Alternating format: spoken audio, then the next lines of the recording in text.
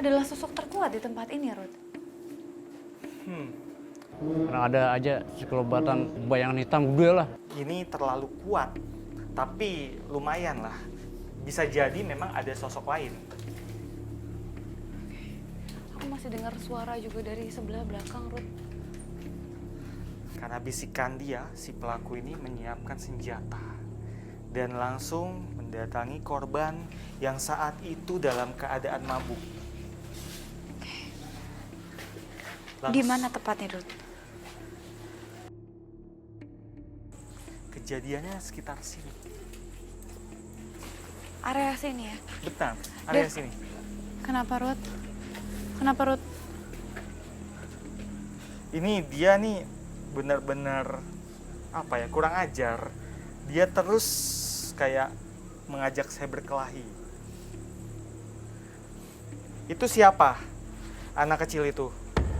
Ada sosok lain? Itu anak buah kamu.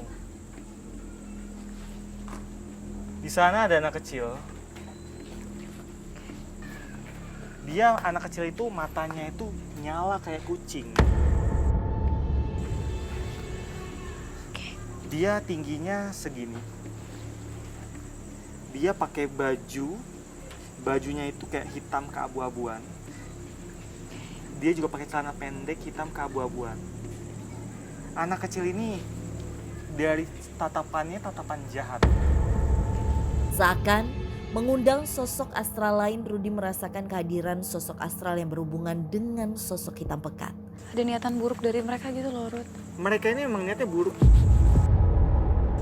Ruth, sumpah aku merinding banget, Ruth.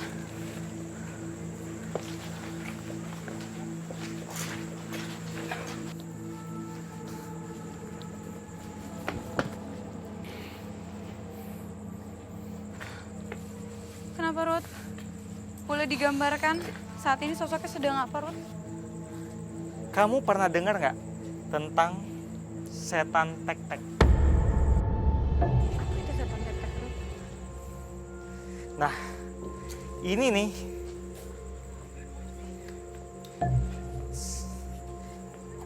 di tempat-tempat sepi, misalnya rel kereta seperti ini, orang-orang Ya, Ruth. sering dengar suara aneh, seperti suara yang Kenapa, Ruth? seperti suara itu siapa? Lagi-lagi si hitam itu dari kejauhan dia kayak nunjuk-nunjuk saya sambil ngancam-ngancam. Karena ini anak buahnya saya pegang. Setan tek-tek itu, kenapa disebut setan tek-tek? Karena dia suka membunyikan benda seperti ini. Awas, Ruth, Ruth, awas jatuh, Ruth, Ruth. Ruth, awas jatuh, Ruth. Seperti suara ketukan. Iya. Dia suka membunyikan suara-suara itu di tempat sepi, terutama di rel-rel seperti ini.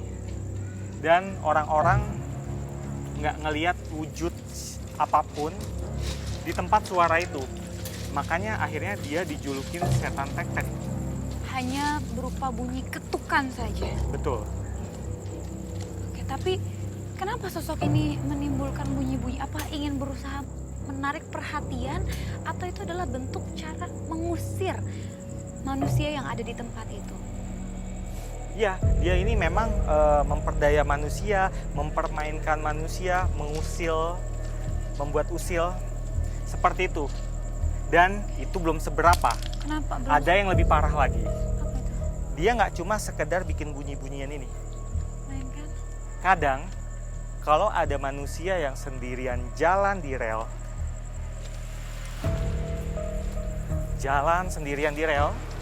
dia datang ke manusia itu, dia nemplok di pundaknya, kemudian ditutup kupingnya. Oke, jadi ini mungkin fenomena yang sering kita bilang kalau kadang orang melintasi rel kereta kemudian dipanggil namanya tapi dia nggak nengok pada saat kereta mau lewat. Itu karena ada sosok yang mengganggu Betul. manusia tersebut.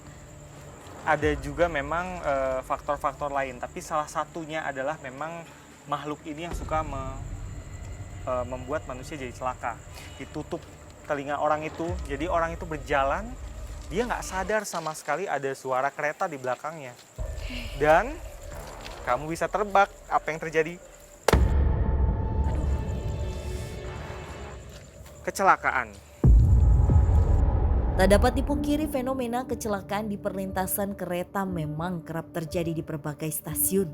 Penjelasan sosok menyerupai anak kecil dari Rudy memperkuat adanya kaitan gaib dengan fenomena tersebut. Saya pernah nemuin kayak sosok anak kecil sih, terus saya jalan sih lewat sini. Itu sih belum begitu malam, kisaran jam 9 malam itu. Kalau suara kayak suara-suara berisik kayak apa sih, kayak orang lempar pakai batu aja sih, kayak ke tembok-tembok gini.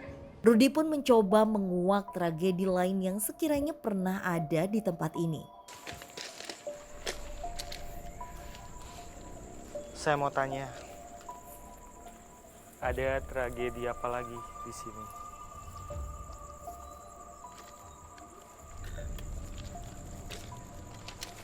Menonton ke sebuah arah.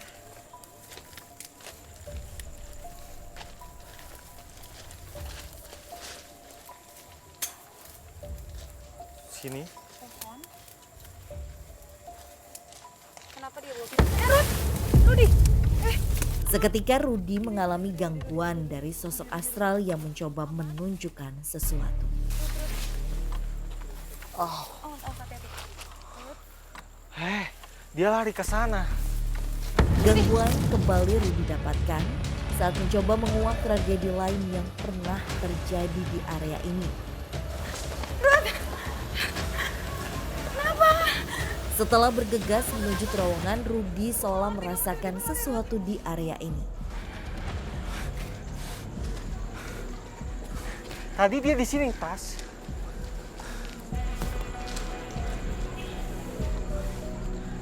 Kenapa, Rud? Kenapa tiba-tiba lari ke sini? Sebentar, saya merasakan ada residu kekejaman juga di sini. Di tempat ini? Di sini?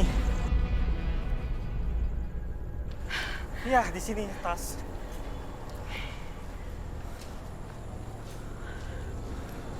Oke. Aku ingat sesuatu di tempat ini.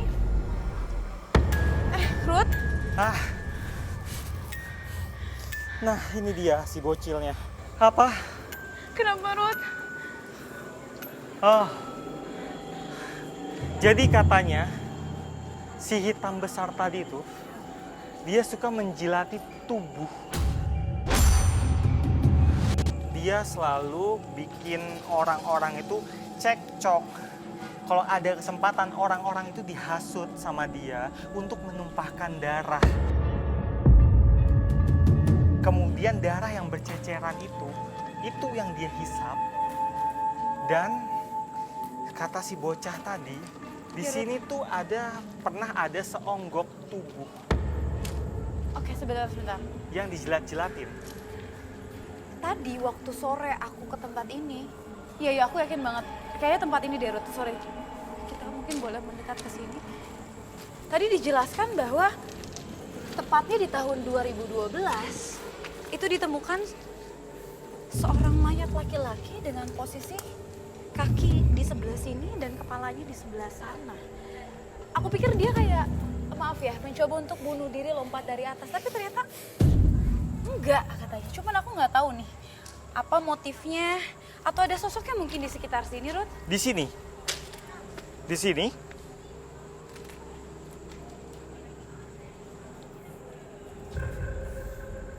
Ya, memang residunya terasa di sini.